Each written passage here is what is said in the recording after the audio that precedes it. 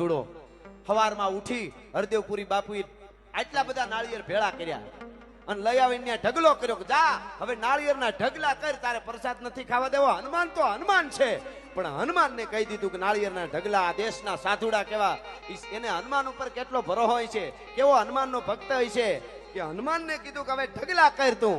અને તેથી આ જ પરંપરામાંથી જે સાધુ સંતો જે પેઢી ઉતરતી આવે છે, સવાઈગીરી બાપુથી લઈ શંભુગીરી બાપુથી લઈ એ કહેવાય છે કે એમને પરંપરા વહી આવે.